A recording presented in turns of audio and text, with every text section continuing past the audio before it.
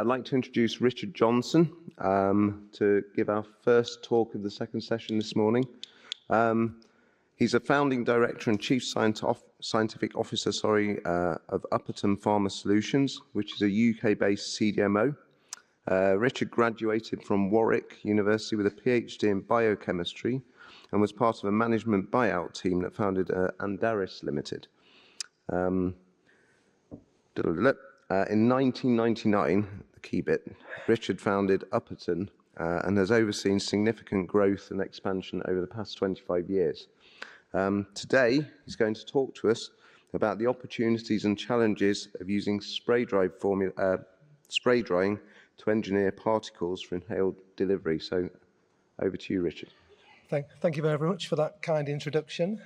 Thank you for allowing me to speak today. It's a great honour to come and talk to the team and the people at the DDL meeting. It's a great meeting. It's been a great show. I was a bit worried at the start when I found out I was in the last session on Friday the 13th, but I'm great to see so many people here listening today. So let me start off with a couple of introductions. First of all, I'll introduce myself. As David already said, I'm the founder and chief scientific officer of Upperton Pharma Solutions. We're a CDMO, and really we're probably best known for our spray drying capabilities and our spray drying experience. And for me personally, I've been spray drying a huge range of pharmaceutical products for almost, probably over 35 years now. So I've probably spray dried every type of molecule you can think of in that time. A little bit of introduction to the company that I founded, Upperton. As we just heard, it's a CDMO. So we don't make our own products, we make products for other companies. So companies come to us with a molecule and we'll formulate it and turn it into a drug product. And we work across a wide range of dosage forms. So we're not just inhalation, we obviously do pulmonary and nasal delivery products, but we work with tablets and capsules. And now excitingly, we're moving into the steriles area. So a wide range of capabilities and dosage forms. And we've just moved into a new site this year. It's our 25th anniversary. And we've moved into a fantastic new purpose-built facility in Nottingham. And we now have well over 100 employees in the business, so very rapid growth. And in our site at Nottingham, we offer a complete service from early research and development through to scale-up, clinical manufacture, in-process finished product testing, and then subsequent product release. And that can be from early stage development right through to commercial manufacture in this new site. So, as I've already mentioned, at Upperton, we do a lot of spray drying. It's probably the technology, our core technology, that we're best known for. And we use spray drying in a wide range of different applications and dosage forms. And if you look around this circle, I've tried to summarize the different types of product types that we use spray drying for. A lot of our customers come to us with a liquid or a suspension and say, can you turn it into dry powder so we can put it in a capsule? So fairly simple, fairly straightforward. Sometimes they're biologics and they say, well, I've got a solution of a biological material, I want to dry it, I don't want to use freeze drying, can you spray dry it? So again, a different application. A big growth area for us is using spray drying to improve bioavailability. So taking poorly soluble molecules, formulating them in organic solutions with larger polymers, and then by spray drying we can improve the bioavailability. And we're also excitingly now moving into a new area of depot formulations, spray drying to make high concentration biologics and small molecules for depot or injection delivery to enhance the delivery performance. And then the final area, which I want to talk about today, is how we use spray drying in what we call particle engineering. In other words, making particles that can be delivered either into the nose or into the lung. As you've seen during the talks over the last 3 days, there's been a huge increase in interest in dry powders and dry powder formulations for nasal and pulmonary delivery. What is it about dry powders? What makes them so interesting? Well, first of all, you have the potential for rapid systemic delivery after administration. We've seen that with a number of new products coming onto the market in recent months. Dry powders are ideal for formulating and delivering some of the more complex biologic materials. So, for example, monoclonal antibodies, peptides, oligonucleotides. By formulating them as a dry powder, you can significantly enhance their storage stability and the way that you can then deliver the molecule. Also, dry powder inhalers have the potential to deliver larger payloads compared to liquid devices. And also, they don't require propellants, so they can be delivered directly from a capsule or a reservoir device either into the nose or into the lung. But the key feature of these dry powder inhalation formulations is that the deposition in the lung or in the nose is really determined by the property and the size of the particles and also the performance of the device. So it's a combination of device and particle morphology. So what is the best technique for making dry powder formulations? I think we've seen over the last 3 days that really the technique of choice for making dry powders for inhalation, either by the nasal or the pulmonary route, is spray drying. It's relatively widely available equipment. You can go from small scale, like milligram-sized batches, which you quite often do in the early stages of development when drug substance is scarce. We can then go to larger scale, ultimately make hundreds of kilos if we need to. So spray drying is a great, relatively fast drying process that can go from milligram to kilogram scale quite readily. And I've just nicely shown that in this picture here. It's a picture I actually produced, I think, about 20 years ago, but it just nicely summarizes that you go from liquid to powder in seconds, in fact, milliseconds. Now, another interesting and key factor for spray drying is that there are now a number of smaller benchtop spray dryers that you can get access to. It's a picture here of the Bookie B290, which I'm sure many of you have seen. And the great thing about these small dryers is that you can spray dry very small quantities. Quite often in the early stages of development, you don't have a lot of drug substance, but you can produce powders. You can characterize those powders, and then you can scale up on larger spray dryers. And this is what the spray dryer does. Probably most of you have seen a spray dryer and have done some spray drying, but if not, I can show it very simply on this slide here. You'll see here, if I can get this pointer to work, that the dryer consists of a heated gas flow. So it's a continuous process where we blow air through the dryer, and then we spray liquid droplets. And the liquid droplets, quite often on these small dryers, are made by pumping a liquid into a spray nozzle along with compressed air. This is called a two-fluid nozzle, and it's generally the nozzle that's provided with most small-scale spray dryers. Clearly, these droplets will dry and then be collected from the moving airstream by a cyclone. So it spins the air, and the particles deposit in the collection chamber here. So it's a continuous, very rapid process, but the key is what's happening here, the droplets, because the droplets, the size of the droplets, and the excipients within the droplets will dictate the properties that we want to look for our inhaled products.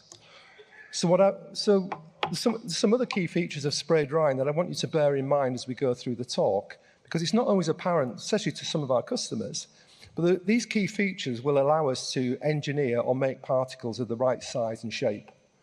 First of all, it's important to realize that whatever you put in that feed solution, it's going to be there in the dry powder. If it's a solid, if it doesn't evaporate, it'll be present in almost like a molecular mix. So it's a great way of mixing active molecules with different excipients at a molecular level. It's also possible to spray dry not just solutions, you can actually spray dry emulsions or suspensions. And some of the products we spray dry, they're not in solution, they're in a suspension. And that's quite a useful way of formulating a number of formulation products. As we saw earlier this week, things like lipid nanoparticles carrying oligonucleotides can also be spray dried and stabilized as a dry powder. Another key feature of spray drying is that it's a very gentle drying process, and that comes as quite a surprise to some people. A lot of our customers, they say, well, I've got my nice delicate biologic, my monoclonal antibody, and you're going to cook it in a spray dryer. But what happens during the spray drying process is when you make those little droplets, they cool very quickly because the latent heat of evaporation draws the heat away from the droplet, and whilst the external temperature might be quite high, the actual temperature in the droplet can be as low as 30 or 40 degrees. So spray drying is a very gentle process, but importantly, and the last point in red, is that we can manipulate those droplets, we can manipulate the particles that we produce. We call this particle engineering. So when we're particle engineering, when we're defining the particles we want to make, there are two key steps to the process that we want to really focus in on. The first key step in the process is the solution. As I've mentioned, what goes into that solution will be present in the final product. But by putting different excipients, different concentrations, we can make droplets of different sizes with different excipients, which will dry differently to give different types of particles. And then when we atomize that solution, we use an atomizer. I mentioned the two-fluid atomizer, but there are others, like, for example, a pressure nozzle, a rotary atomizer, and an ultrasonic nozzle. Different types of atomizers that will make different sized droplets and different types of droplets. And that's key when we're particle engineering, choosing the right solution and the right atomization conditions to give us the particles that we want. So when we talk about particle engineering in inhaled dosage forms, we're talking about a number of different things. Primarily, we're talking about making particles of the right size, and I'll talk a bit more about this in a moment. But basically, for pulmonary products, for pulmonary delivery, you've heard several times this week that people are looking to focus in and engineer particles in that sort of 1 to 4 micron size range to enable deep lung penetration. But then conversely, when we're looking at making spray-dried particles for nasal delivery, we're actually trying to avoid getting them into the lungs. So we're looking at making particles that are much bigger, particles that are in that sort of 10 to 50 micron range. So big, relatively big particles that will deposit in the nose, but importantly, will not then pass into the lung.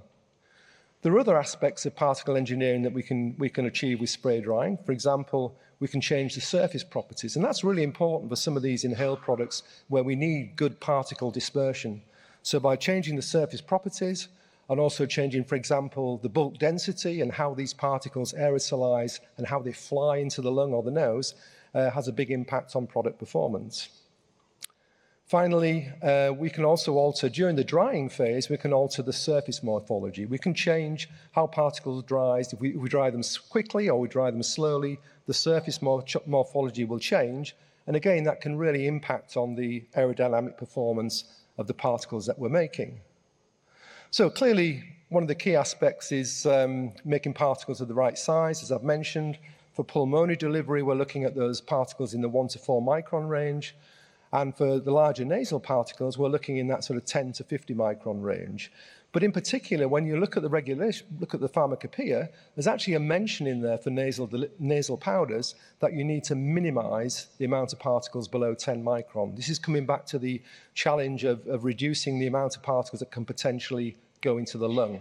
So when we're engineering particles for nasal delivery, our customers, the first thing they say is, I don't want anything under 10 microns. I want none of it to go into the lung. And that's quite a challenge. So really, as I've mentioned, particle size and size distribution is dictated by a number of parameters, particularly the type of nozzle. And I've mentioned some different nozzles, and I'll show you some data with the different nozzles that we use. The spray settings that makes those droplets come from the nozzle. The liquid feed, the concentration, and the viscosity will all affect droplet size. And then the processing parameters like the drying temperatures and the collection by cyclones will all impact on the properties of the particles that we make. And this is just to show you an example at the same magnification of what particles that are inhaled into the deep lung look like on the left, the pulmonary particles in that sort of 1 to 3, 1 to 4 micron size range. And at the same magnification, the types of huge particles that we need for nasal delivery. So they're quite different in terms of size and size distribution.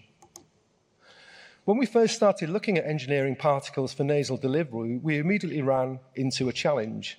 And the challenge was making particles that of the right particle size in that 10 to 50 micron range, but particles that don't have a large number of smaller particles. And if you look at this typical size distribution, in some of our early experiments, we could achieve particle sizes of 30 or 40 microns, but something like 18%, 20% of the particles were below 10 microns, and clearly that's not really what we want in terms of particle size.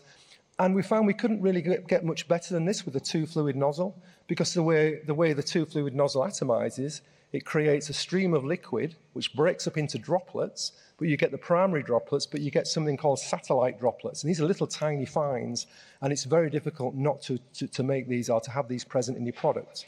So from a nasal perspective, we wanted to look at other nozzles and other ways of making these larger particles for nasal delivery. And we actually ended up using two different types of approaches. At the small scale, on something like, in this case, we used the Procept 4 Matrix benchtop spray dryer. We use an ultrasonic nozzle, and the advantage of the ultrasonic nozzle is it gives you a much narrower particle size distribution, or a much narrower droplet distribution, and of course the droplets then become particles. And as you can see, you probably can't see it very well here, but this is 10 microns, so we now managed to eliminate that tail of satellite droplets that we got with the two-fluid nozzle. But then when we went up in scale, so the Procept is great, but we were only making 1 or 2 grams per batch, which is fine for development. We needed to go to a larger spray dryer. So we went on to what we call the mobile miner, the Naira mobile miner, which can make kilogram quantities. The problem we had was that we couldn't find an ultrasonic nozzle that fitted the Naira. And in fact, we couldn't find any other nozzle that would work other than a pressure nozzle. So we actually designed and built our own pressure nozzle. And a pressure nozzle works by forcing liquid through a small orifice. So you don't have compressed air, you just pressurize the tank and force the liquid out through a small orifice, and it creates tiny droplets. But what we found was that we could more accurately control the amount of particles below 10 microns, which is exactly what we wanted, by switching away from the two-fluid nozzle into the pressure nozzle. Here's a micrograph of particles that we use for nasal delivery. These are nasal products. The ones on the left were made on the Procept using the ultrasonic nozzle. The ones on the right were made using the Naira mobile miner, but using a pressure nozzle. And as you can see, we've managed to greatly reduce or remove the presence of those really small fines that were causing problems. But clearly, particle size on a Sympatec, geometric particle size, needs to correlate with the actual performance in the device. So we took those powders, we filled them into an Aptar dry powder device, a unidose, and fired them into the Alberta. You've all seen the Alberta this week, to look at the deposition pattern. And quite nicely, we showed that we get good deposition in the turbinates, the nasopharynx, and the olfactory region. But really importantly is we see nothing really going through into the lung, because the Alberta is fixed onto the NGI. And we could show quite nicely that these powders we were making had minimal impact in terms of lung delivery, which is what we want for a nasal powder. So what are the challenges? Just to summarize again, I think the biggest challenge of all is making big particles for nasal delivery on a small spray dryer, because you need big droplets, and big droplets will just basically spray coat the inside of these small dryer chambers. So you need to make big droplets, but use an atomizing condition that doesn't spray and force the droplets onto the sides, which is where the ultrasonic nozzle came in. However, one big important learning was once we developed the process on an ultrasonic nozzle, transfer to a pressure nozzle wasn't straightforward, because the ultrasonic nozzle works under certain high viscosity conditions. But when we went onto the pressure nozzle with the high viscous solutions, they wouldn't spray, they wouldn't atomize. So there's a real key learning in going from an ultrasonic nozzle to a pressure nozzle, and the key learning is you're going to need to either reformulate or readjust your liquid conditions to give you a liquid that will spray. For pulmonary delivery, the challenges are quite different. We can make small particles relatively easily.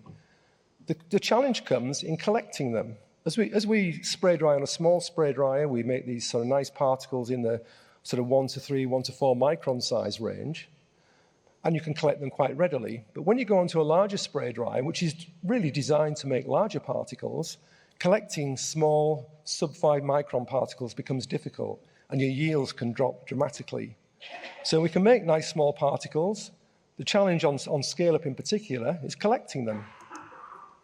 But having collected them, what we managed to do actually was incorporate what we call a high-efficiency cyclone, because this is the main challenge, is collecting. So we switched from a regular cyclone to a high-efficiency cyclone, and our yields went from sort of 40, 50% up to 80, 90%. So that was a key learning for us. And again, coming back to particle size, it's not just about what the size looks like on the Sympatec or on the dry powder analyzer. You need to know that it comes out the device and you can get good aerodynamic delivery right into the deep lung. And in this particular formulation, we're getting something like 80 or 85% inhalable fraction with our particles, with our spray-dried particles. So as I mentioned, the challenges, part of my talk is to talk about some of the problems we have. And I think for pulmonary delivery, the biggest challenge is collecting and getting a decent yield when you're making these very small particles. We switched to a cyclone, a high-efficiency cyclone, which we had purpose-built. But some companies will use filters. You can collect products on a filter. Filter collection can give you close to 100% yield, but cleaning them and then turning them around if you want to put another product through is very, very difficult. So some real challenges around not making small particles, collecting them is the key challenge. So let's talk about some other aspects of particle engineering. I've spoken about how we can make small particles, how we can make large particles and some of the challenges and some of the tricks we can use. But another key part of particle engineering is making particles that have good flow property, changing the surface morphology. And that's really important, particularly with small particles. I showed you on the micrograph before, particles in that 1 to 4 micron range. They're quite cohesive, they don't flow well, and if you're not careful, they won't exit the device in a controlled way, and you'll get deposition further up in the airways. But what a lot of people are now doing, and we've seen it in several talks this week, you can add a surface modifying agent like leucine. Leucine's a really interesting molecule. It's not particularly soluble up to around 22 megamil. But what it does is it deposits on the surface of the particles. It forms wrinkles and plates, and it looks something like this. So you can see when you spray dry, I apologize for the rather crude drawing, you have your API and leucine in solution together. You spray them, but the leucine will migrate to the surface. It has a lower solubility, and it will form these plates and these structures on the surface of the particle. So leucine is an excipient that's added widely to a number of dry powder formulations to aid flow and aid dispersion. So that's another interesting aspect of particle engineering that we use, particularly when we're making inhaled formulations for pulmonary delivery. Something else we can do with particle engineering or with our spray drying process is change the surface morphology. And here we have two batches of material. They're both human albumin protein. We spray dried one at a relatively high temperature on the left, and you see that everything collapses and you form these sort of donut or sort of collapsed spheres. But by slowing down the rate of drying, by reducing the drying conditions, we can go from collapsed donuts and cup-shaped particles through to these nice smooth particles that are actually quite a bit smaller than the large particles, which have dried much more quickly. So again, we can change the surface morphology and change what the particles look like and ultimately how they disperse from an inhaler. Here's a quite novel technique that we've done a little bit of work on, looking at making particles of really low bulk density, engineering particles with what we call blowing agents. These can be solids, that's sublime, or they can be low temperature boiling point gases, liquids like perfluorooctyl bromide. You can put these into your liquid formulation as an emulsion, and then when the particles dry, the low boiling point perfluorooctyl bromide will evaporate quickly, it'll expand and blow up the particles and make these nice sort of buckyball particles. And the advantage of these engineered particles is they have a really low bulk density. And that means you can make relatively large particles that will still travel into the deep lungs. So you get all the benefits of larger particles like powder handling, but you get that ability to get it into the deep lung. And blowing agents are quite a useful, if not but slightly challenging, engineering trick that we can use to make particles. Finally, one of the other challenges I want to talk about is excipient selection. And we've heard a lot about some quite novel excipients this week.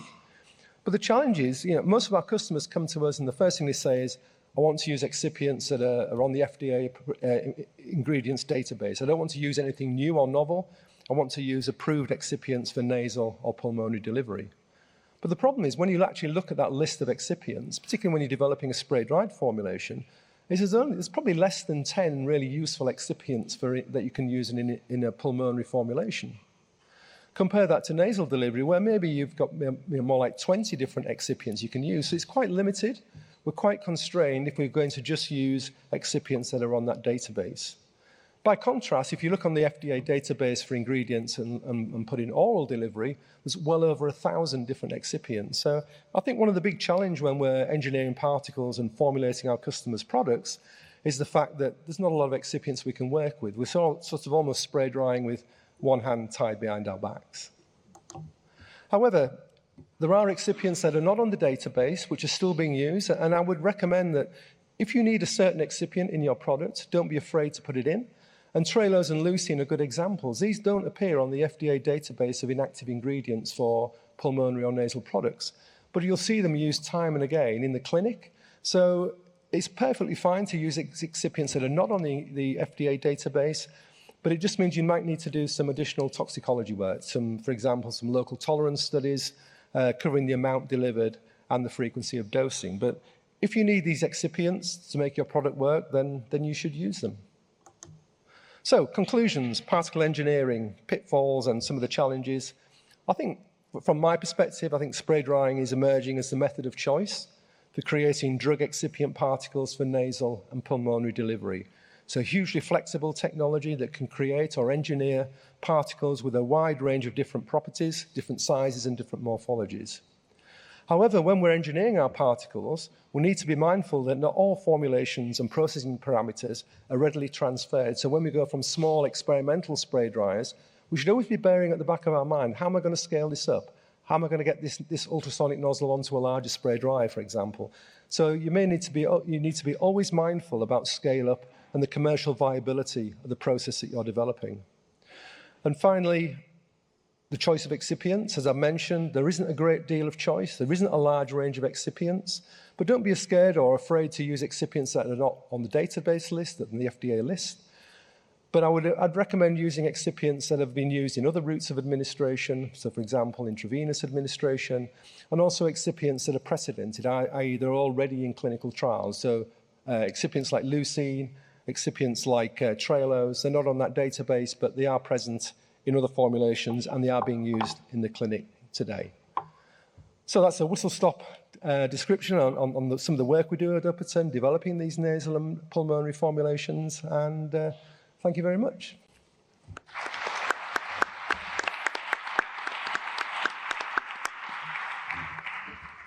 Thanks, Richard, for all those insights into the details of spray drying. Do we have any questions from the audience, please? Yeah.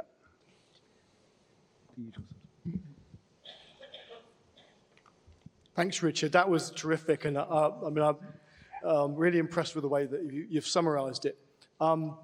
I just wanted to make a comment which leads into a question. About 25, 30 years ago, I visited Nairo in Copenhagen, and they actually had an ultrasonic high-volume spray nozzle that did exactly what you've said. I've got the brochure at home, actually. But it was interestingly, it came from the background of ultrasonic spray pyrolysis of ceramics, not from pharmaceuticals. And I think it's sort of interesting because I think it's probably disappeared. And I think it sort of reflects a little bit of what you've said, is that, one of the things that we're trying to do, what this conference helps is to try to provoke a bit of innovation and change. Yeah. I'm just wondering, what can we do to get, some of those technologies visited and scaled and enabled? I think that's a good point. We reached out to Nairo when we were looking at making these larger droplets. We asked about ultrasonic nozzles, and the straightforward answer was no, we don't make them. And we couldn't find. And the challenge with an ultrasonic nozzle is, first of all, you need the nozzle, but you also need to be able to mount it at the top of the spray dryer, adjacent to the hot airflow, and that's quite a mechanical challenge that you need to keep spraying, keep liquid coming out, but have it present right at the interface with the hot air coming into the drying chamber. So it's quite a difficult engineering challenge to make ultrasonic nozzles that will work in a spray dryer. ProSet managed to do it. It works really well, but obviously at a small scale, making milligram or gram quantity batches. But I think the only way you're right, there's some great technologies out there in other industries. I've spoken to people who work or develop humidifiers for rooms, and they can produce really nice defined droplets. We just need to get them into a spray dryer, basically. Thank you. I think we have time probably for one more quick question.